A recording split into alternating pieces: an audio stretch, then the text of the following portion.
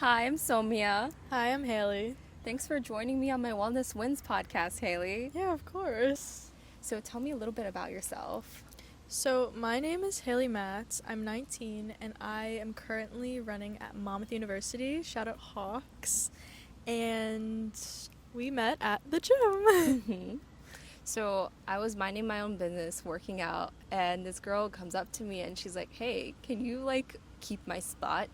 And Yeah. me being 27, out of college and whatnot, people mistake me for younger than I am sometimes. But I'm like, this girl is definitely a college student because we pull that move in the library when we're studying for finals. Like, hey, can you watch my stuff? I'm going to the bathroom. Yeah, I thought so. I was doing hip thrusts and I had drinking a little bit too much water. Gotta stay hydrated. Yeah, of course. I always have my big water bottle with me. I used to carry on a gallon, but I can't do that anymore. Too much. It's hard. I know, it's so inconvenient sometimes. But I saw Sumia standing. I think you were on your rest, right? Yeah, I was resting. She was resting and I asked her to keep watch my stuff for me. I think I was doing leg day myself too. Yeah, you were. Yeah, you were. yeah. I peeped. I was watching. I always people watch in the gym. People always think I'm judging, and I swear I'm not. I'm just I just can't keep my eyes focused on one thing. But she watched my stuff. I came back and we chatted it up. And I thought you were 20. So she is very youthful, and 27 is youthful. But I really did think we were the same age. I don't know. Good for you. I mean, yes. So you know how when you look at someone, you can kind of tell what sport they do or Yeah. what. Yeah. So the moment I looked at Hailey, I was like, damn, you have such nice arms. Those are definitely runner's arms there. And she had a build of, I would say, someone that runs short distances. So I thought either soccer or track. But the moment I saw her arms, I was definitely a sprinter. So I was asking her, hey, are you a student athlete? Yeah. I mean, so I was a sprinter growing up. My track career hasn't been long. This is technically my 4th year, which is kind of crazy because I am a college athlete. Stay disciplined, guys. It'll take you wherever you want to go in life. But yeah, she talked about my arms, and honestly, I've always had a problem with my arms because I used to lift upper body religiously, but I stopped because I put on muscle too fast, which is kind of That's a nice problem to have. a lot of people say that, but I wish I could. a lot of people say that, but for me, I never wanted bulky arms, so I stopped lifting upper body. It's been a while, and she complimented my arms, and I was like, wow, you could tell I run, because I'm so used to seeing people who kind of have the same build as me, sprinters, like 400-meter runners, 200-meter runners. So it's I didn't know people could tell I was an athlete. I forget all the time that people probably look at me and they're like, okay, well, she does some type of sport.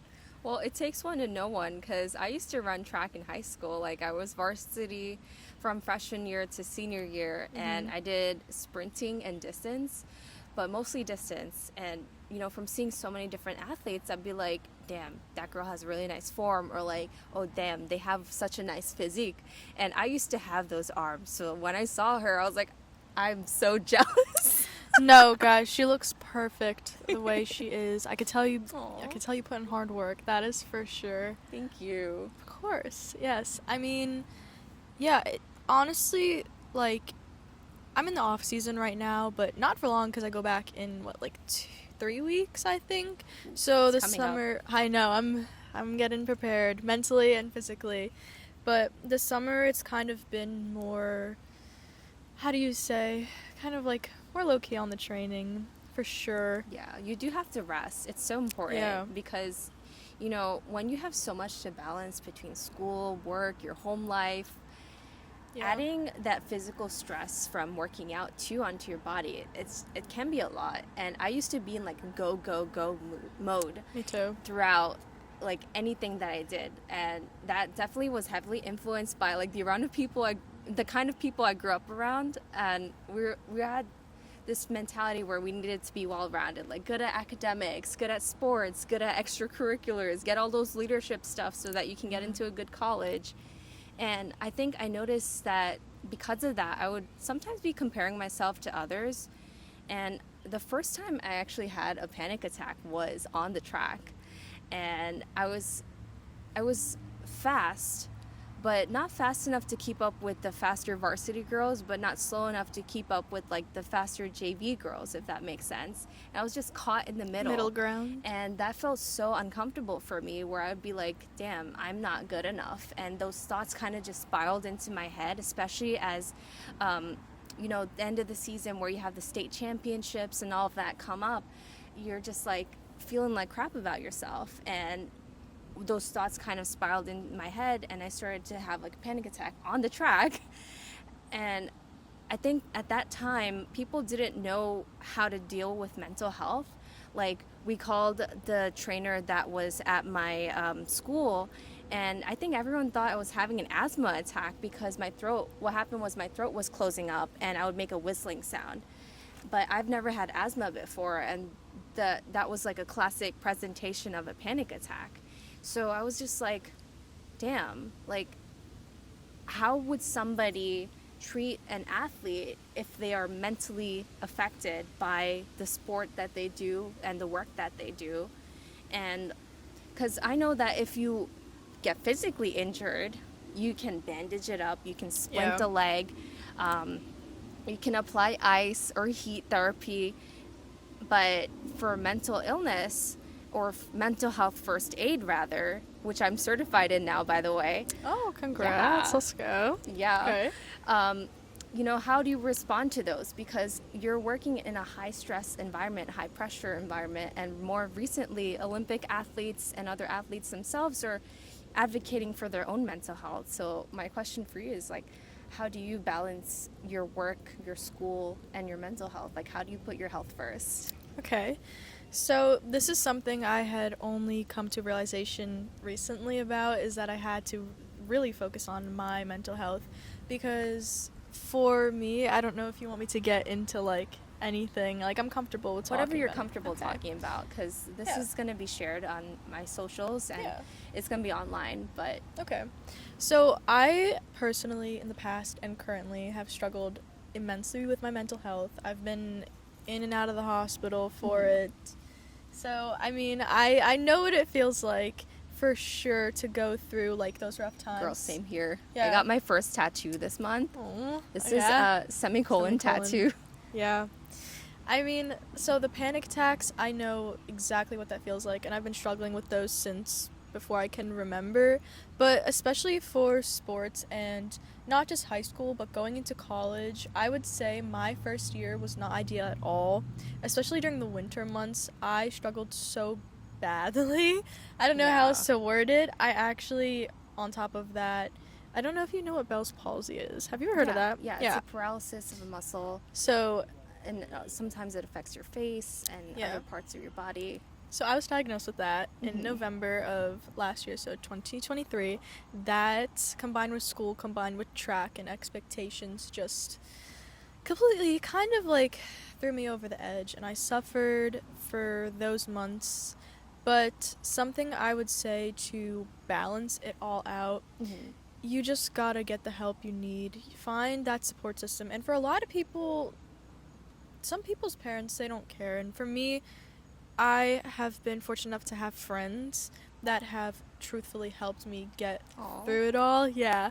And a lot of the times, like, I would say in most sports, college, collegiately, it's a business, so your coaches are not always going to be able to be there to aid you through those, like, mental struggles.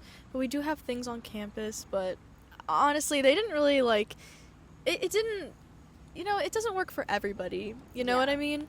And so, I don't know. Sometimes it's definitely our own people that can relate the most. Like, when I was struggling too with my own mental health earlier this year, a lot of my coworkers, I would talk to them and realize that they were experiencing similar things, especially how we all trauma bonded as frontline providers during the pandemic. Yeah, of like course. That's definitely a whole other off tangent, but what I wanted to tell you is that you matter, your mental health matters, and putting yourself first and advocating for yourself, and even having that community of people that love and support you, that's what's gonna help you. Because there's this African proverb that I remember. It's like, if you run alone, you'll run fast, but if you run together, you'll go far. Yeah. I'm completely butchering it, but Well, I mean, we love the community. yeah, it probably goes something like that. Yeah. But yeah, of course, like I completely agree. Like it does suck, but it does get better, and you just have to stay hopeful. And any words that you put out into the universe, they'll come back to you. For me, I believe like talking down on yourself, talking down on other people in the world, it really will come back as karma. Okay? So you don't want to talk down on yourself every single day, because then you put those thoughts in your head and then it becomes Your thoughts become your reality. yeah, it becomes your reality. But going back to like work, school, life balance, I did have a in-school job last year, and then I would wake up every single morning at 6 a.m. for a 7 a.m. practice. Let me tell you, getting onto that track at 7 o'clock in the morning, especially in the winter months, we're fortunate enough to have had like an indoor track, so we didn't really have to face the cold that much. Was it a 200-meter track or like a 400-meter track? It was a 200-meter track. So like the bubble? Yeah, the bubble. Oh my gosh, I could God. talk about the bubble forever. If you are a New Jersey runner, you know the bubble in Tom's River. Yeah. I hated it, but I miss it. I miss it now. So many memories. Oh, yeah. Yeah. Me too. So many memories. I remember the bubble deflated. Was that Wait, my senior what? year? Yeah. The bubble deflated? Yeah, I think it was my senior year of high school. So, like, throwback to 2 years ago, the bubble actually deflated. And, oh, yeah, because I was still in high school. And I remember everybody, it was on TikTok and Twitter and Instagram, and people in the comments were like, thank God, don't ever inflate it again. And I was like, I kind of agree. Oh, my God. But, yeah. That was a source of many memories. Oh, so many memories. Actually, So many winters. Oh my gosh, yes. Honestly, okay, my worst track memory comes from the bubble, because I remember, and listen to this, it's actually so bad. They did me so dirty with this one. You know mile split, right? Yeah. Okay, so basically, we were at our county relay championships, and we were running the 4x4, and I was anchor leg, so last, and my team was in last place, okay? I brought us from last place to first within the first lap, and then we went on to the second lap, and I was still in first until the last, 50 meters, and then I got passed, so then we were in, third. But we were predicted to win that, and that's another thing. Sorry, guys, we're on the floor, and there's bugs. You could see me I blacked out during the race, because it was I always lose count of my laps. No, it was such a hype meet. There was people on both sides of the track screaming for me, and I got so I honestly believe I had a panic attack during that race too. It was so bad. You could see me. There's a video. I fell on the floor after the race, and the girl in first is like, yay. And that race was the worst race of my high school career. Guess what? Mile Split posted it on their main Mile Split USA, not even New Jersey, and sent out an email as a cover photo of, you could see me and yeah. So thanks, Mile Split, because that was a mass email that got sent out to every user, so everyone saw that race. So yeah. Well, I didn't. I'm just hearing about this now. Well, good. Honestly, if my teammates are watching this, you guys know you guys have shown that video to everybody on the team. We used to do this thing called study hours in the library as a team, and we would pull up old race videos of each other, and somebody on my team was like, Hailey, I remember when this happened, because they were there, went back when we were in high school, and they pulled it up and they showed it to everybody. That is, thanks guys. Character development for sure, but that's such an annoying feeling too, because there was many times where I was leading a race. Have you ever been to the Armory in New York City? yeah, of course. Yeah. We go in college too. So they would have banked curves, and I was leading the race until the last minute, the last 50 meters or 25 meters, whatever it is. Someone surpasses me, and I'm just that feeling is just so distressing. It's you were this close. Yeah, the 400, those last 50 meters, last 100 meters, you're holding on for dear life. If you got it, you got it. If you don't, you're going to get passed. Oh my And God. I've had my fair share of both, so. Yeah, I think the 400 and the 800 are some of the toughest races that you can do. Yeah, that's what I do in college currently, 4-8, Oh my double. So, I mean, I ventured on into the 8 in high school, and now my coach wants me to try again in college, and we'll see how it goes. So, training has been definitely hurting my body. Have but you ever broke like 215 for the 8? 215, not, So 230? not, oh yeah, 230, but not 215. No, not yet. I hope to in college. But then again, my run with the 800, I've only did like 3 800s in my end of my senior year because Mhm. we tried to win with our 4x8, like the relays and Yeah. stuff. So they kind of just like threw people in there. So, but I don't know, maybe there's potential in that. We'll see though. Not gonna stress about it too much if it doesn't happen, but I hope so. Yeah. This is mad TMI, but I remember this one time.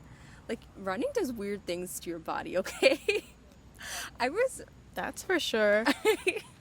I was running in, I think, Metuchen for like a GMC Metuchen. championship, or they're like Frosh soft meet, something like Yes, that. the frost off me. And I remember like almost finishing my race, but then all of a sudden, like, my body decided to give out, and like I basically peed towards like the end of the race, Oh. but yet still placed. What race Like, was our it? it was like it was a relay.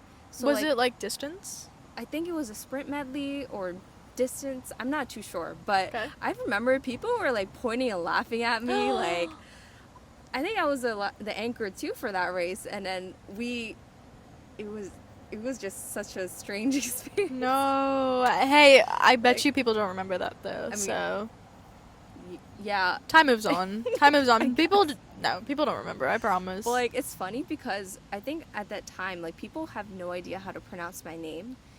Sometimes, like, especially at track meets. So one time, like, my name is pronounced Somia. It's like Sonia, but with an M. That's what I tell people. Yeah. But at the track meet, they announced my name like Swamia, really loud. They on the will speaker. butcher people's names to the core. It's so bad because some of my teammates they'll announce their names and it's like completely wrong, and we're like, all right, interesting, but we got a good laugh out of it. They don't know any better sometimes. What was the weirdest mispronunciation you've heard? Ever? Huh. I don't. Oh, okay. So there's this girl on my team. Her name. She has a German name. Uh-huh. I'm not gonna say it because she's probably watching this. She's gonna be my roommate next year, but yes. And they like completely butchered it. And another girl from Spain on my team, they will always butcher her name. And there was only one meet where they actually got it right, and that's because I think the announcer was like Spanish as well. So yeah. What motivates you before meets? Like, how do you mentally prepare before them? Okay, so it's very hard because me personally, I struggle with a lot of anxiety, pre-race anxiety. Not so much the night before anymore. I remember when I first started, it was really bad. But basically, I will not go out the night before. I won't go anywhere. I will sit in my dorm room, take a shower, lay down, throw on like a TV show. Usually, it was like Sex and the City, if you know that. That's my favorite I show. started watching it too. That's my favorite show ever. See? Or like Gilmore Girls, or like some type of movie. And I would eat an early dinner relatively, make sure I like fueled for the next day, and try to be in bed sleeping by like 10:30. But yeah, I would never really go out. Not even if my friends were like, let's go on a drive. No. Because I need to be in the zone. Yeah, I need to have my mind clear. Sometimes I would journal. That helped a lot. I did forget sometimes because journaling is like hard to keep up with for me personally. Yeah.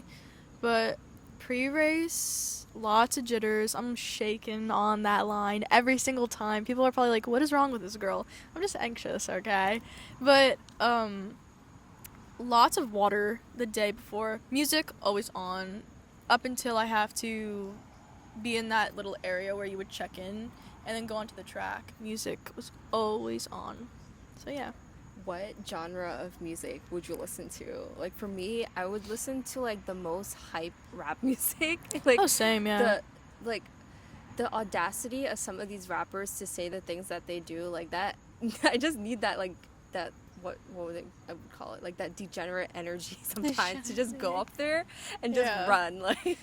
No, for me it was the same rap, R&B, like all of that. What is it?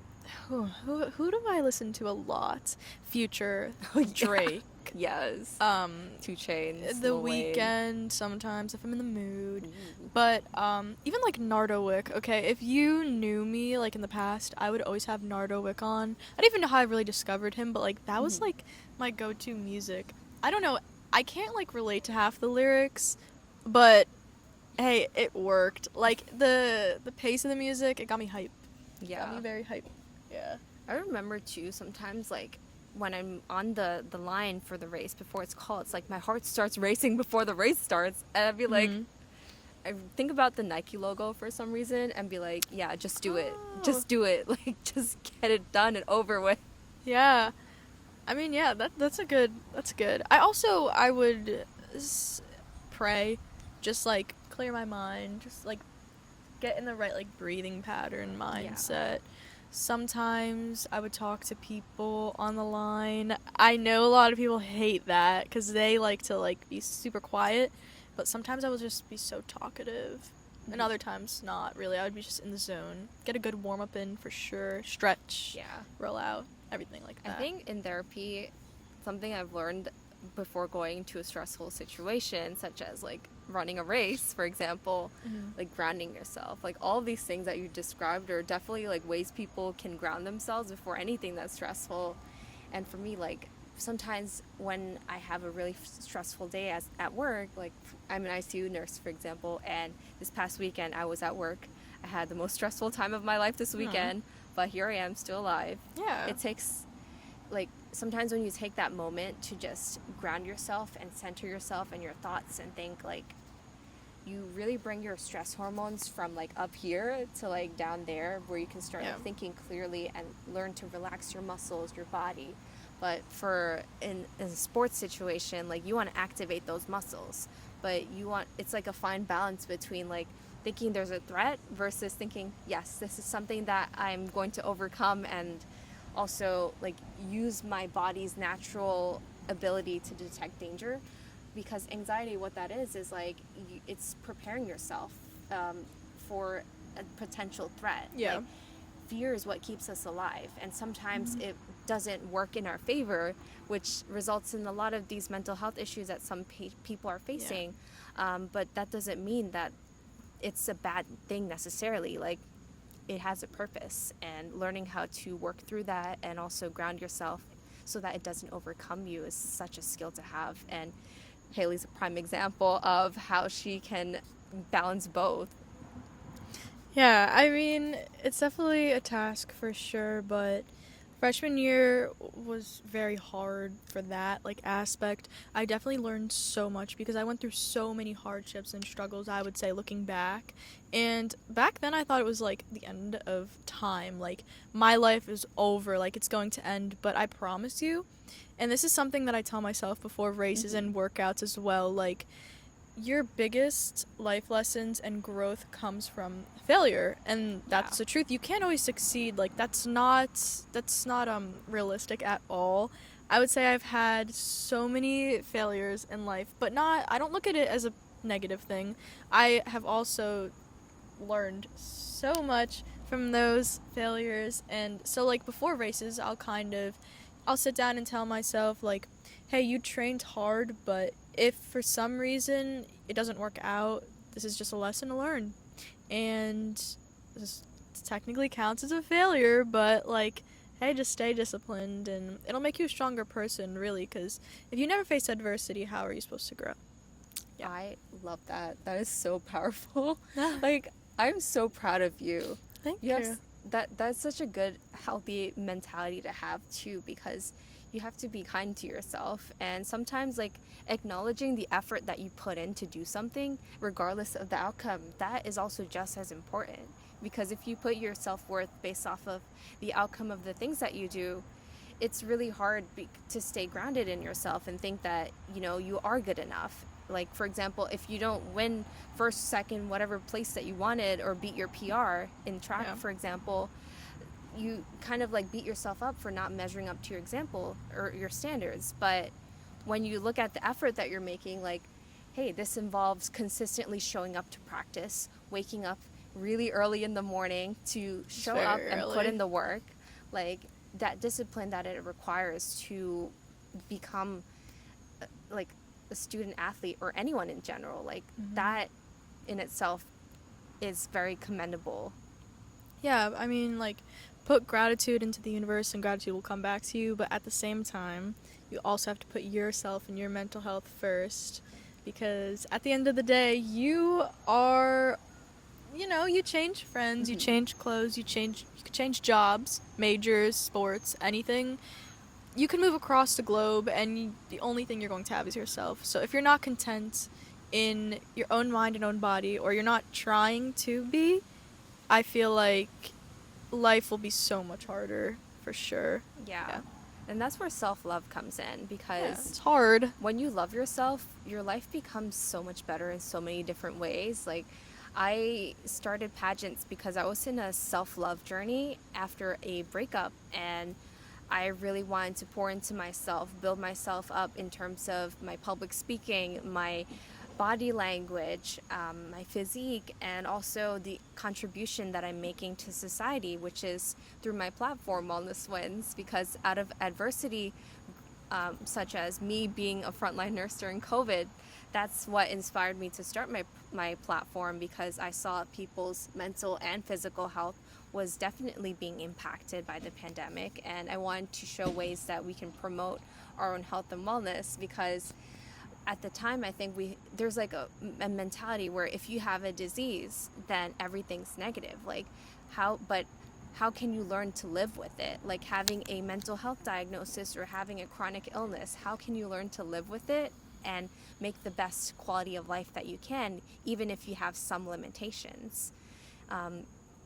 So when I saw Hailey, I was like, wow, like, you are a young person, and I'm sure a lot of people can relate. But as I mentioned earlier, the habits that we have now will definitely be something that we build into the future.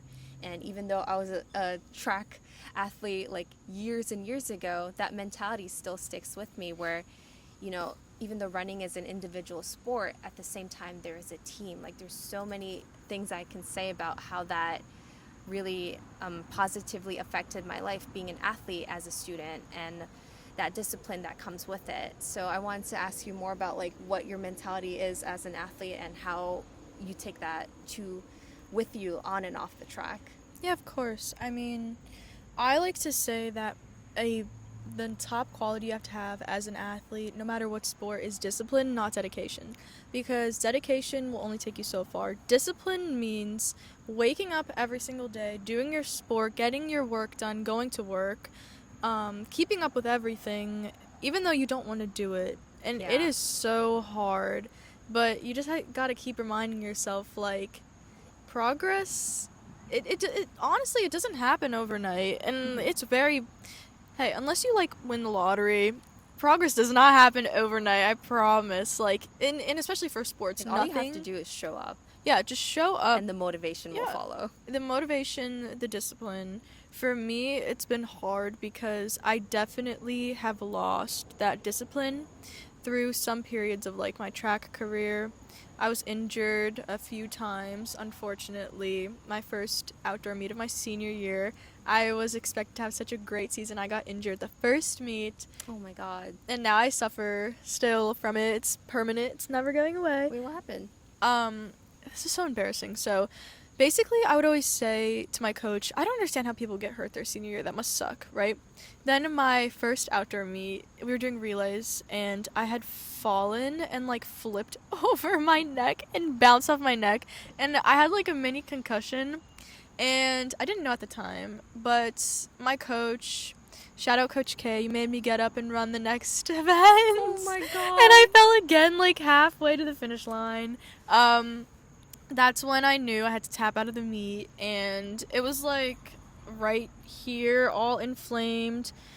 like leading up to like my hips, and turns out I had permanent nerve damage, and I still ran my senior year and freshman, but I still suffered from it. But that really like took its toll, I guess, on like all the progress I had made, and going back to like your life is not over if stuff like that happens. You have so much life to live. You have to really make the most out of it because you don't want to look back with regrets. You really do not. I would say like for school's hard for me freshman year. It really was due to like all the stuff I was going through. But obviously now I've learned from that, and I'm so motivated to just go into my sophomore year and get great grades and balance, school, friends, possibly work if I have time, and of course practices, and just like try to put a smile on my face every day. What's something that you would tell your younger self after all of this? Because I'm sure that was a lot. Like, you have been through like different injuries, different challenges with your own health, and what would you tell your younger self with the things that you know now? The things that I know now. Start buying land. I'm just kidding. What? I said start buying land. I'm joking. If you've ever seen the meme, it's like, what was I doing at 3 when I could be in real estate buying land? Oh my God. I'm just kidding. Honestly, so much. Me, personally, I'm not going to get into it that much, but my family life was really not the most ideal, and we kind of like butted heads almost every day on basically everything. So, Girl, same. yeah, so growing up, I was so different from my family. It kind of felt like I was like in like the stepchild, the redheaded stepchild, if you will, if you know what that means. No, I don't. Honestly, yeah. I mean, yes. So, what I know now, honestly, keep going, stay disciplined, cut off those toxic, like, I would say cut off the toxic people in your life earlier than you decided to, because going back The first to like, sign. yeah, the When first people sign. show their true colors for the first time, believe them. Yeah, the red flags were definitely there, and I just chose to ignore them. Friends, lovers, just, everything. Like, find your people. Okay, I'm getting sidetracked, I'm sorry. One big thing I would tell my younger self is that you need to surround yourself with people who have already achieved the goals that you want to achieve, because those people will give you the knowledge that you need to push yourself to the next level. And I would say surrounding yourself around people who obviously are no good for you, just for like a temporary relief from whatever stresses you're going through, that will really hurt you in the long run. And it did for me too, and it set me back so much. And it's taken a while to truly like find out who I was and kind of go on like a self-identity journey, if that makes sense. Yeah, finding yourself or like discovering who you are. Yeah. Or even coming back to yourself. Yeah, I honestly, I'll put it out there. Growing up, I really did depend on other people to base like my emotions on like how they treated me. So I would say like It's like some form of, like, similar to people pleasing, no? people pleasing, but just like the way I grew up, it relieved my stress temporarily, but in the long run it really took a toll on me.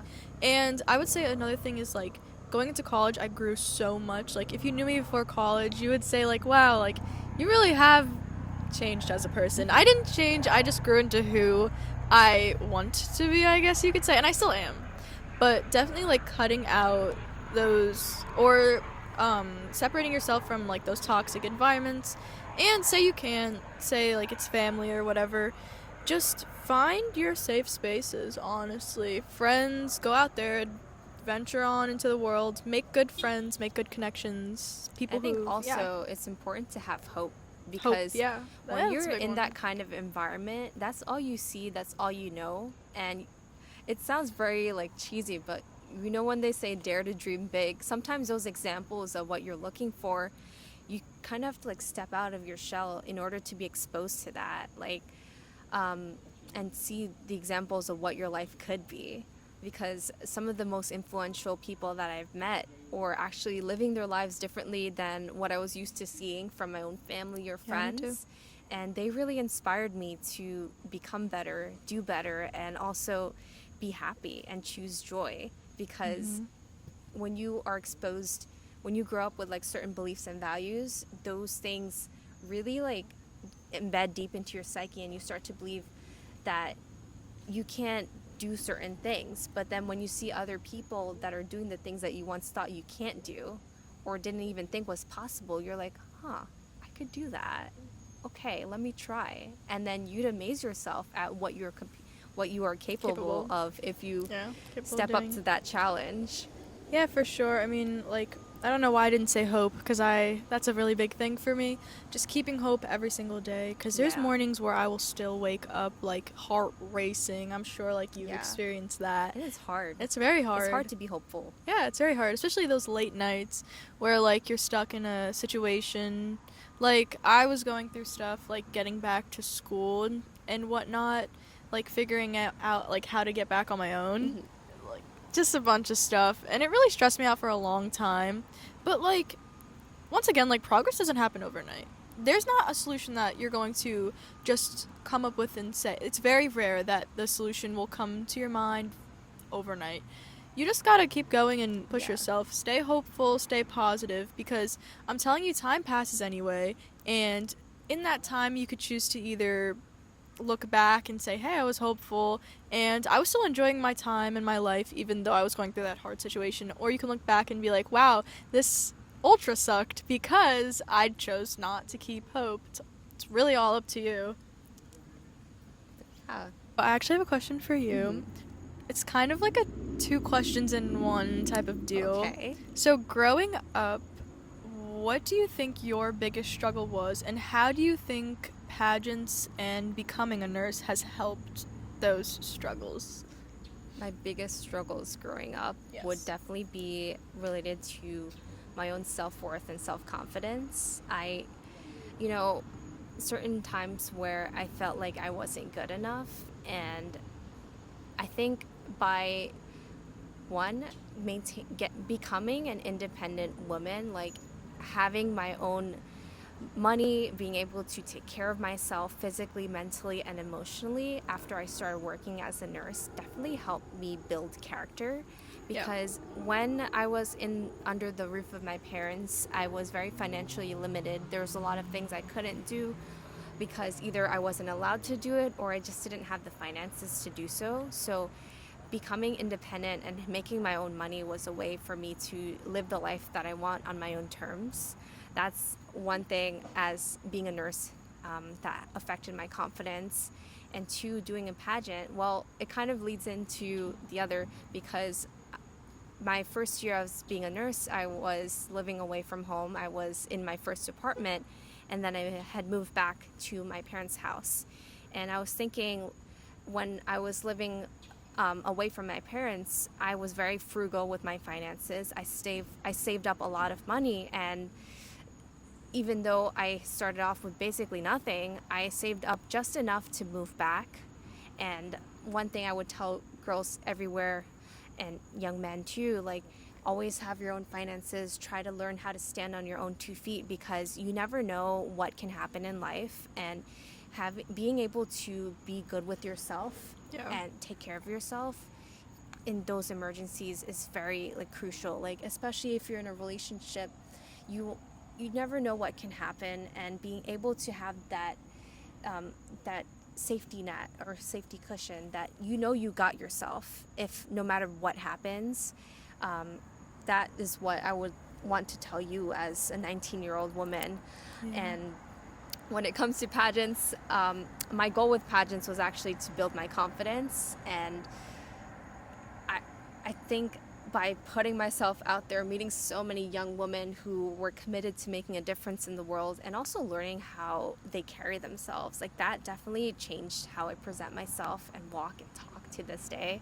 I will take that experience with me throughout life, because it was really life-changing to be able to experience that, like, experience the feeling of competing, experience the feeling of working towards a platform such as my platform, Wellness Wins, and figuring out ways to promote it, and how we can promote healthy living and healthy mindsets in the community and beyond. And also learning that as one person, I can only do so much, but by partnering with other people, talking to other people, I'm able to make more of a difference. And so that's why I wanted to Could ignore continue. that. That's why I wanted to continue my platform, Wellness Wins. Even though I'm not competing, it's still my goal in life to, if I can make one change in the world, it's so that someone can make one small change in their life to improve it. Yeah, I definitely agree.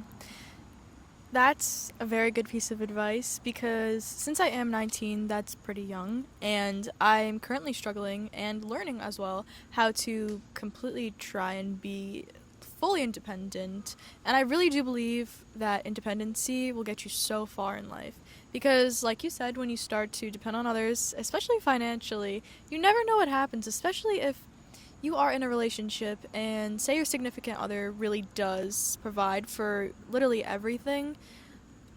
I don't know. Anything can happen. I've been through it. I've been through it. You've been through it.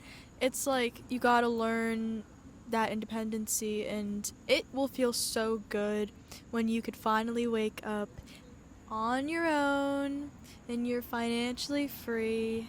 You love yourself. You've gone through all these struggles, faced all of that adversity, and you could just say, like, I did it on my own. Like, I did not have to rely on anyone else. And of course, like you said, like, the connections will help, okay? But nobody's going to completely do anything for you. You gotta wake up every day and you just gotta do it yourself.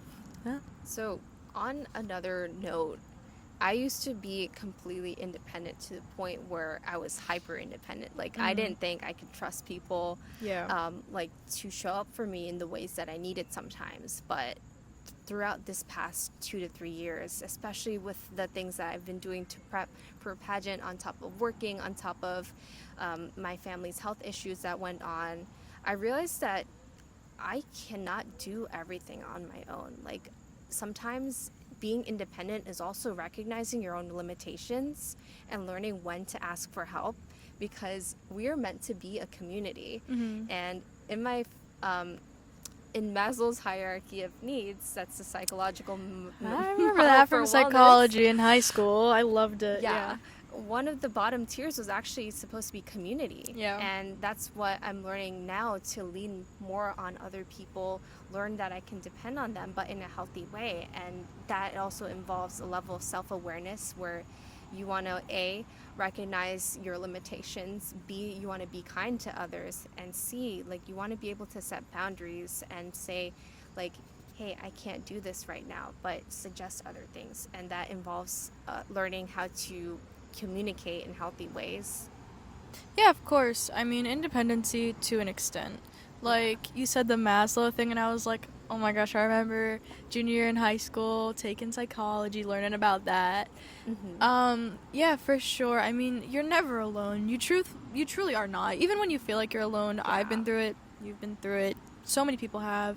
There are people who are facing, if not the same, then similar situations as you, and you'd be more surprised that more often than not, they're close to you, I guess you could say. Like, if we just saw each other in the gym, like, obviously we're both very smiley, we would have never have guessed how we've been through. Yeah, and how much we have in common, and, like, talking things out to certain, like, people who know, like, get your struggles in a sense, that helps so much. There's a squirrel that's, like, literally coming at us over there.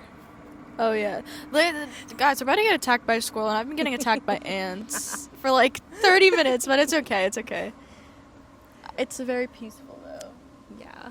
But, well, thank you for listening. Yeah, of course. It's been a pleasure to be on this podcast, and hopefully I'm brought back, guys. Maybe. I don't know. Oh, yeah, we'll have a part 2. Yeah, part 2 coming soon. Bye. Bye.